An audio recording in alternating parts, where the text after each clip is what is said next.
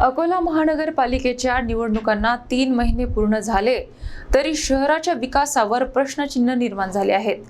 प्रभाग क्रमांक 13 मधील न्यू भीमनगर येथे मूलभूत सुविधांचा अभाव असल्याने नागरिक त्रस्त झाले आहेत।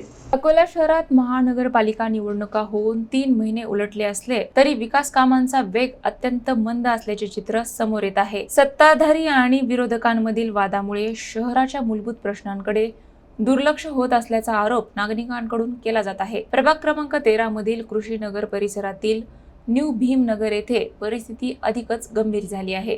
येथील रस्त्यांची दुरवस्था, नाल्यांची साफसफाई न होणे आणि इतर मूलभूत सुविधांचा अभाव यामुळे नागरिकांना अक्षरशः नरक यातना सहन कराव्या लागत आहे। स्थानिक रहिवाशांच्या मते संबंधित नगरसेवक या भागाकडे पूर्णतः दुर्लक्ष करत असून समस्या सोडवण्याऐवजी राजकीय वादात व्यस्त आहेत। यामुळे नागरिकांच्या दैनंदिन जीवनावर परिणाम होत आहे। या पार्श्वभूमीवर प्रभागातील नागरिकांनी प्रशासनाने तातडीने दखल घेऊन रस्ते, स्वच्छता आणि इतर सुविधा सुरळीत कराव्या अशी मागणी केली जात आहे। शहराच्या विकासासाठी लोकप्रतिनिधींनी जबाबदारीने काम करण्याची अपेक्षा नागरिकांकडून व्यक्त होत आहे।